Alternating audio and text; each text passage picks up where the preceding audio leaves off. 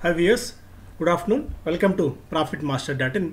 ముందుగా ప్రేక్షకులందరికీ దసరా శుభాకాంక్షలు, మహానవమి శుభాకాంక్షలు. మీ అందరి జీవితాల్లో వెలుగులు నిండాలని, ఆ జగన్మాత ఆశీర్వాదం మీ వెంట ఎప్పుడూ ఉండాలని, మీకు మంచి ఆరోగ్యం, ఐశ్వర్యం, బుద్ధి, జ్ఞానం ప్రసాదించాలని చెప్పి మేమంతా కోరుకుంటున్నాం మా టీం తరపున.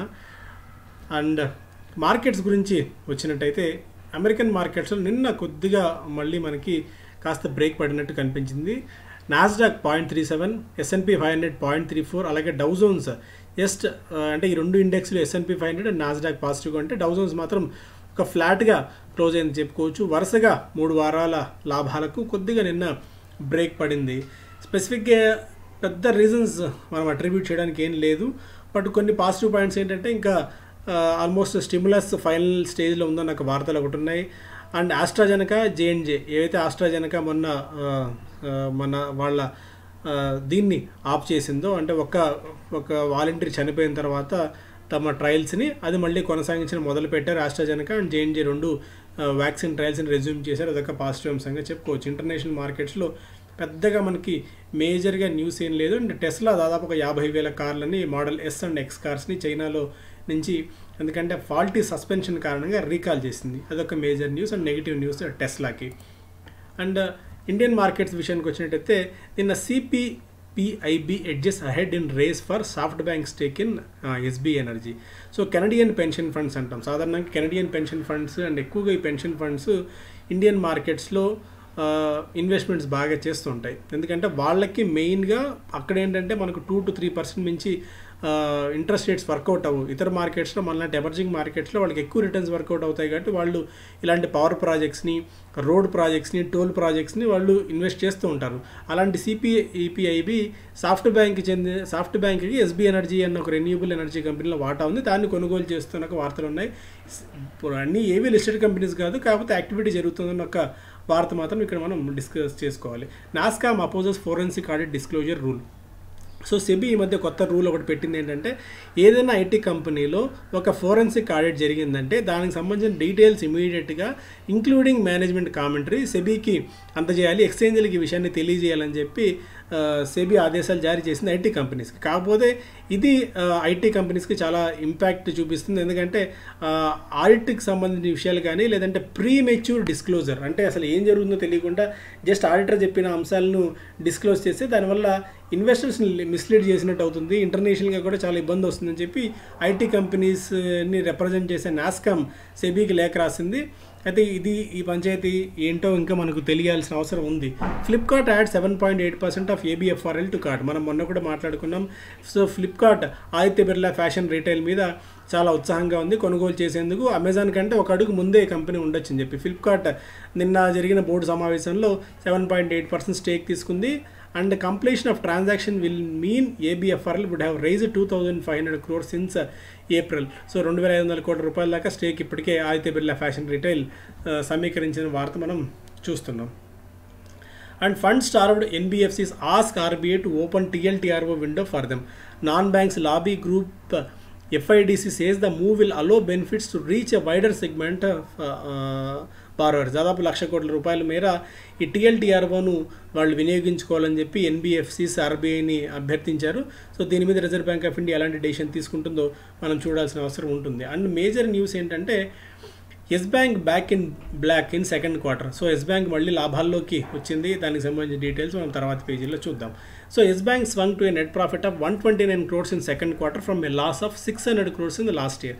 సో లాస్ట్ ఇయర్ ఇదే త్రైమాసికానికి 600 కోట్ల రూపాయల నికర నష్టాన్ని ప్రకటించిన కంపెనీ ఇప్పుడు 129 కోట్ల రూపాయల లాభాన్ని ప్రకటించింది. ఇదేంటంటే టైట్ కాస్ట్ కంట్రోల్ ఒకటి, higher other income. So tight cost control ఎక్కడ చేసిందంటే ఎంప్లాయీస్ సంబంధించిన జీతాలు తగ్గించుకుంది, అక్కడ ప్రొవిజన్స్ అండ్ జీతాలు 21% తగ్గించుకుంది. అండ్ చాలా ATMs తీసేసింది. అండ్ రూరల్లో ఏవైతే కొన్ని బ్రాంచ్లు ఉన్నాయో ఆ బ్రాంచ్లన్నింటినీ తగ్గించి అక్కడ బిజినెస్ కరెస్పాండెంట్ మోడల్ని పెట్టుకుంది. అండ్ కొన్ని చోట్ల రెంట్స్ని బాగా తగ్గించుకుని, నెగోషియేట్ చేసుకుని రెంట్స్ బాగా తగ్గించుకుంది. ఇలా వివిధ మార్గాల్లో ఖర్చులు తగ్గించుకోవడంలో భాగంగా ఎస్ బ్యాంక్ సఫలీకృతమైంది. At the same time higher other income కూడా రావడం వల్ల బ్యాంక్స్కి కలిసి వచ్చింది. డిపాజిట్స్ కూడా ఏంటంటే 1.35 lakh crores ఆఫ్ డిపాజిట్స్ వచ్చాయి, 16% దాకా జంప్ మనం రావడం చూసాం. At the same time banks credit and deposit ratio 123%కి పెరిగింది, 64% అంత ముందు ఉన్నట్టయితే. అడ్వాన్సెస్ కూడా 1.5% దాకా పెరిగాయి. ఇవన్నీ కూడా కాస్త ఈ బ్యాంక్ నిలదొక్కుంటోంది అనుకునేందుకు ఒక పారామీటర్గా చూడాలి. అయితే ఇప్పటికిప్పుడు ఈ బ్యాంక్ వెళ్ళి రిస్క్ తీసుకుని కొనుగోలు చేయొచ్చు అంటే మాత్రం చెప్పడం కష్టం అవుతుంది. ఎందుకంటే ఇట్లా కంటిన్యూస్ క్వార్టర్స్లో మనకు ప్రాఫిట్స్ వచ్చి కాస్త నిలదొక్కుంది నాకు గ్యారంటీ వచ్చిన తర్వాత మాత్రమే మనం ఇన్వెస్ట్ చేసుకోవచ్చు. కానీ దట్టు ఒకవేళ ఇన్వెస్ట్ చేయాలన్నా కూడా 2 to 3 years టైం హొరైజన్ దృష్టిలో పెట్టుకుని చేయాలి. కానీ ఇమీడియట్గా ఏదో అద్భుతాలు అయితే ఈ స్టాక్లో జరిగిపోయిన విషయాలు మాత్రం మనం గమనంలో పెట్టుకోవాలి. State bank of India cards fall over 5% on worries about week asset quality. So 2 రోజుల్లోనే స్టాక్ ఒక 10% దాకా పడింది. So 775 rupees offer price IPO ద్వారా వచ్చిన సంగతి మన అందరికీ తెలిసింది. దానిపైన ఇప్పుడు కోట్ అవుతూ వస్తున్న సంగతి బిలో 500 రూపీస్ దాకా కూడా మనకి ఈ స్టాక్ మేలో క్రాక్ అయింది. బట్ అక్కడి నుంచి చాలా షార్ప్ రీబౌండ్ వచ్చి పెరిగింది. మనం ఐపీఓ టైంలో నుంచి కూడా స్టాక్ రికమెండ్ చేస్తూనే ఉన్నాం. కాకపోతే కొన్ని కంపెనీస్ లైక్ ఇప్పటికి కూడా బ్యాంక్ ఆఫ్ అమెరికా సెక్యూరిటీస్ కానీ లేకుంటే బెర్న్స్టీన్ కానీ ఇవన్నీ కూడా ఇది ఒక టెంపరీ మెజర్ మాత్రమే. సో ఈ ఒక్క క్వార్టర్ రిజల్ట్స్ని మనం దృష్టిలో పెట్టుకొని మనం పానిక్ అవ్వాల్సిన అవసరం లేదు. ఎందుకంటే బ్యాంక్ అసెట్ క్వాలిటీ చాలా స్ట్రాంగ్గా ఉంది. ఎన్పిఏ బ్లిప్ అనేది ఇది ఒక టెంపరీ ఫినామినానే, కానీ దీని గురించి మనం వర్రీ అంతగా కావాల్సిన అవసరం లేదని చెప్తున్నాయి. And maintaining out perform recommendation with target price of 950, Macquarie said the asset quality was weaker than expected, but it's not time to be myopic on the stock and advise buying in the correction. So కరెక్షన్లో stock కొనుగోలు చేయొచ్చు long term దృష్టిలో పెట్టుకొని అని చెప్పి Macquarie 950 rupees దాకా ఈ కంపెనీకి ఈ షేర్కి టార్గెట్ ప్రైస్ ఇవ్వడం చూస్తున్నాం. స్టిల్ ఇప్పటికి కూడా మనకి ఈ స్టాక్ చాలా ఇంట్రెస్టింగ్గా కనిపిస్తుంది. ఎందుకంటే చాలా మెజారిటీ మార్కెట్ షేర్ ఈ కంపెనీకి ఉంది కాబట్టి. సో క్రెడిట్ కార్డు వినియోగం అనేది ఇప్పటికిప్పుడు తగ్గదు. బట్ ఎన్పిఏస్ని ఎప్పటికప్పుడు మనం గమనిస్తూ ఉండాలి. సో వెరీ లాంగ్ టర్మ్ దృష్టిలో ఉంచుకొని ఒకవేళ మళ్ళీ స్టాక్ కనుక కరెక్ట్ అయ్యి 650, 700 రూపీస్ ఒకవేళ వచ్చినా కూడా మనం స్టాక్ని అయితే మనం పిక్ చేసుకోవచ్చు మళ్ళీ లాంగ్ టర్మ్ కోసం. NTPC gets SEBI approval for it's proposed share buyback. So share buyback ఈ కంపెనీ అనుకుంటుంది, దానికి సెబీ నుంచి అనుమతి కూడా రావడం మనం గమనించవచ్చు. Brokerages take a mixed view of Bajaj auto outlook. So Bajaj ఆటోకి మోస్ట్ ఆఫ్ ది కంపెనీస్ కొన్ని బై రేటింగ్ కొనసాగిస్తూ కొద్దిగా తమ టార్గెట్ ప్రైస్ని కూడా పెంచుకోవడం చూస్తున్నాం. అర్నింగ్స్ బాగా కొద్ది గొప్ప రికవర్ అయ్యాయి. లోకల్ డిమాండ్ కూడా కొద్ది వరింగ్ ఫ్యాక్టర్గా ఉన్నప్పటికీ కూడా బట్ ఓకే సార్ట్ ఆఫ్ రేటింగ్స్ని కంపెనీ అనౌన్స్ చేస్తూ ఫ్యూచర్ ప్రాస్పెక్ట్స్ని కూడా యథాతథంగా ఇచ్చాయి. Most of the rating agency like Nomura ఒకటి 3300 నుంచి 3430, 440 లెవెల్స్కి ఇచ్చింది. అండ్ సిఎల్ఎస్ఏ 3480 నుంచి 3578కి 3575కి తమ టార్గెట్ ప్రైస్ని పెంచింది. బట్ ఓవరాల్గా most of the broking companies అన్ని కూడా తమ టార్గెట్స్ని రిటైన్ చేశాయి. Biocon profit slips 22% on higher R&D cost. So Biocon net profit కాస్త తగ్గింది, 22% దాకా వీక్ అయ్యడం చూసాం. ఫారిన్ ఎక్స్చేంజ్ లాసెస్ కూడా ఒకటి కంపెనీకి భారంగా పరిణమించాయి.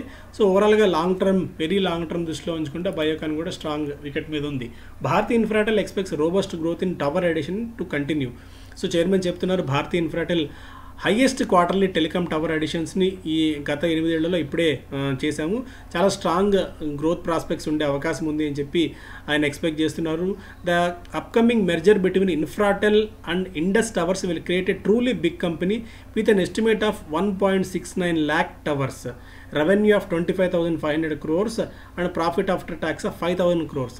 సో ఆ కంపెనీస్ ఏవైతే ఆ మెర్జర్ కూడా పూర్తవుతుందో ఇండస్ టవర్స్తో, దాని అయిపోయిన తర్వాత ఒక అతిపెద్ద కంపెనీగా మారుతుంది కాబట్టి సో చాలా స్ట్రాంగ్ హోప్స్తో ఉన్నట్టు ఆయన చెప్తున్నారు. ఇక బిజినెస్ స్టాండర్డ్ విషయానికి వచ్చినట్టయితే ఫస్ట్ పేజ్లో SSAB looking at merger of Tata steel European business. So Tata steel Europe బిజినెస్ని ఒక Swedish steel making company SSAB కొనుగోలు చేయాలని, అక్వైర్ చేసుకోవాలి, మెర్జర్ చేసుకోవాలన్న చర్చల్లో ఉంది అన్న ఒక వార్త మనం చూస్తున్నాం. అందుకే టాటా స్టీల్లో కూడా నిన్న కొద్దిగా మనం జంప్ చూసాం. నాట్ ఓన్లీ దిస్, ఓవరాల్గా మళ్ళీ ఎందుకంటే చైనా జీడిపి అనుకున్న దానికంటే కాస్త మెరుగ్గా ఉందన్న ఉద్దేశంతో ఇన్ఫ్రాస్ట్రక్చర్ మళ్ళీ వేగవంతం అవుతుందన్న ఒక అంచనాల నేపథ్యంలో సో స్టీల్ కంపెనీస్ కూడా కాస్త మళ్ళీ రీబౌండ్ అయ్యే ప్రయత్నాలు చేస్తున్నాయి. సో అదొక మేజర్ న్యూస్ టాటా స్టీల్కి సంబంధించి. ఫ్లిప్కార్ట్ ఆల్రెడీ మనం మాట్లాడుకున్నాం, దాదాపు 1,500 కోట్ల రూపాయల ఇన్వెస్ట్మెంట్ ఈ కంపెనీ ఇప్పటికే చేసింది. ఇక హైదరాబాద్ చెందిన భారత్ బయోటెక్ కోవాక్స్ తమ రిస్క్ మ్యానుఫ్యాక్చరింగ్ కెపాసిటీని పెంచడంతో పాటు ఇప్పటికే ఉన్న హైదరాబాద్ ఫెసిలిటీతో పాటు ఇంకొక ఫెసిలిటీస్ ఎక్కడైతే జీనోమ్ వ్యాలీలో ఉందో ఇంకొక ఫెసిలిటీని డెవలప్ చేయడంతో పాటు ఇండియాలో మరొక ప్లాంట్ని కూడా తాము చూస్తున్నామని చెప్పి కంపెనీ చెప్తోంది. ఇప్పటికే దీనికోసం మ్యానుఫ్యాక్చరింగ్ ప్లాంట్ కోసం 150 కోట్ల రూపాయల దాకా ఖర్చు చేసిన కంపెనీ మరింత ప్రయత్నాల్లో ఉంది. ఎందుకంటే చాలా స్ట్రాంగ్, ఒకవేళ కనుక ఈ వ్యాక్సిన్, ఎందుకంటే థర్డ్ స్టేజ్లోకి ఈ కంపెనీ వెళ్ళింది, అనుకున్న దానికంటే మనం ముందంజలో ఉండి 25,000 మందికి ఏదైతే వాలంటీర్స్కి ఇప్పుడు ట్రయల్స్ చేయబోతున్నారో ఆ ట్రయల్స్ కూడా పూర్తి అయిపోయి కనుక సక్సెస్ అయితే వరల్డ్లో మంది నెంబర్ 1 కంపెనీ అవుతుంది. మన ఇండియన్ కంపెనీ ఇండిజినస్ వ్యాక్సిన్ ప్రపంచానికి అందజేస్తామన్న ఘనత కూడా మనకు దక్కుతుంది. హైదరాబాద్ కంపెనీ, తెలుగు వాళ్ళ కంపెనీ కూడా కాబట్టి. So we wish them all the very best. And next, Europe reports 2 lakh daily cases. So ప్రపంచవ్యాప్తంగా మిగిలిన ప్రాంతాలు ఎలా ఉన్నా కూడా యూరోప్లో మాత్రం కేసుల సంఖ్య బాగా పెరుగుతుంది. యూరోప్లో రోజుకు 2 లక్షల కేసులు నమోదవడం చూస్తున్నాం. సో ఇది ఒకటే ఆందోళన కలిగించే విషయంగా ఉంది మనకి. Tech Mahindra's net profit down by 5% and higher cost. So tech Mahindra profits తగ్గినప్పటికీ అంచనాల కంటే భిన్నంగానే రిజల్ట్స్ని ఇచ్చింది, అనౌన్స్ చేసింది. అంచనాల కంటే మెరుగ్గానే రిజల్ట్స్ రావడం చూసాం. ఎందుకంటే జూనియర్ ఎంప్లాయీస్కి ఈ ఫైనాన్షియల్ ఇయర్లోనే, ఈ ఫిజికల్ ఇయర్లోనే శాలరీస్ హైక్ చేస్తామని చెప్పింది. అండ్ మోస్ట్ ఆఫ్ ది సెగ్మెంట్స్లో ప్రీ కోవిడ్ స్థాయిలకి బిజినెస్ వచ్చింది. అండ్ 400 బేసిస్ పాయింట్స్ దాకా ప్రాఫిటబిలిటీ ఇంక్రీజ్ మనం చూసాం. మధ్యంతర డివిడెండ్ను 15 రూపాయలు ఒక్కొక్క షేర్కి కంపెనీ కూడా ప్రకటించింది. ఇవన్నీ కూడా కాస్త పాజిటివ్ అంశాలు అవుతాయి టెక్ మహీంద్రాకి. And remdesivir become first covid therapy to get US FDA approval. So US FDA approval పొందిన ఒక డ్రగ్ కోవిడ్ కోసం రెమ్డెసివిర్ ఉంది. ఆ రెమ్డెసివిర్ని తయారు చేస్తున్న కంపెనీస్, గిలీడ్ అన్న కంపెనీ ఉంది. ఆ కంపెనీ మిగిలిన కంపెనీస్కి, మన ఇండియన్లో చాలా కంపెనీస్కి లైసెన్సులు ఇచ్చింది. సో ఇక నుంచి మేబీ ఈ కంపెనీకి మనకు కోవిడ్ వ్యాక్సిన్ మరికొద్దిగా ఆలస్యం అయితే రెమ్డెసివిర్ వినియోగం మరింతగా పెరిగే అవకాశం కూడా ఉంటుంది. కాబట్టి మన ఇండియాలో సిప్లా అనుకోవచ్చు, doctor Reddy's, Hetero listed company కాదు, జూబిలెంట్ లైఫ్, మైలాన్ కూడా కాదు, సింజిన్ లాంటి కంపెనీస్కి అండ్ జైడస్ క్యాడిలా లాంటి కంపెనీస్కి బెనిఫిట్ అయ్యే అవకాశం మనకు కనిపిస్తుంది. సో ఇది మేజర్ అంశాలు. అలాగే మనకి 31వ తారీఖున మనకి ఫండమెంటల్ అనాలిసిస్ వెబినార్ ఉంది. ఎందుకు పదే పదే చెప్తున్నామంటే ఈ అనలిస్టులు టైం మనకు బాగా స్పెండ్ చేస్తున్నారు. నవంబర్ మనకు ఎలక్షన్స్, మేజర్ అమెరికన్ ఎలక్షన్స్ ఉన్నాయి. ఆ టైంను బేస్ చేసుకుని మనం ఈ వెబినార్ని ఆర్గనైజ్ చేయడం జరిగింది. ఎందుకంటే దాని తర్వాత ఎలాంటి మనం వ్యూహాలు రచించాల్సిన అవసరం ఉంటుంది. అండ్ ముందు ఒకవేళ మనకి ఏమన్నా స్టాక్స్లో ప్రాఫిట్స్ ఉంటే వాటిని బుక్ చేసుకోవాలా, ఆర్ఎల్స్ ఎలాంటి స్ట్రాటజీ మనం ఈ నవంబర్ ఎలక్షన్స్ తర్వాత తీసుకోవాలన్న మేజర్ ఉద్దేశంతో ఈ కాన్ఫరెన్స్ని ఎస్పెషల్లీ మనం పట్టుబట్టి ఈసారి ఈ కాన్ఫరెన్స్ని ఆర్గనైజ్ చేయడం జరుగుతుంది. ఎందుకంటే అక్టోబర్ 31, నవంబర్ 1 ఈ 2 వీకెండ్స్లో శని ఆదివారాలు ఉంటాయి. ఆ తర్వాత ఎలక్షన్స్ అయిపోయిన తర్వాత వీక్లో మనకి మేజర్గా మార్కెట్ డైరెక్షన్ ఒకసారి మనకు క్లియర్ కట్గా తెలిసే అవకాశం ఉంటుంది. కాబట్టి అప్పుడు ఎగ్జాక్ట్గా అదే వారంలో మనం మ్యాచ్ అయ్యే విధంగా ఈ వెబినార్స్ని ఆర్గనైజ్ చేశాం. కాబట్టి మీ అందరూ దీన్ని యూటిలైజ్ చేసుకోవాలని చెప్పి కోరుతున్నాం. ఎందుకంటే చాలా అంశాలు మనకు లేటెస్ట్ అంశాలతో పాటు మనకేంటంటే ఓవరాల్గా సబ్జెక్ట్ నేర్చుకోవడంతో పాటు ఇప్పుడున్న కరెంట్ సినియారిటీని దృష్టిలో ఉంచుకొని ఈ వెబినార్ ఆర్గనైజ్ చేస్తున్నాం. కాబట్టి ఖచ్చితంగా మీ అందరికీ ఆల్రెడీ ఫ్రెష్గా ఉన్న వాళ్ళకి, ఫ్రెష్గా మార్కెట్లోకి ఎంటర్ అయ్యే వాళ్ళకి, ఆల్రెడీ మార్కెట్లో ఉన్న వాళ్ళందరికీ కూడా అందరికీ ఉపయోగపడుతుందని ఆ ఉద్దేశంతో ఈ వెబినార్ని ఆర్గనైజ్ చేయడం జరిగింది. So we request each and everyone to utilise this opportunity. So thank you so much. Have a great day.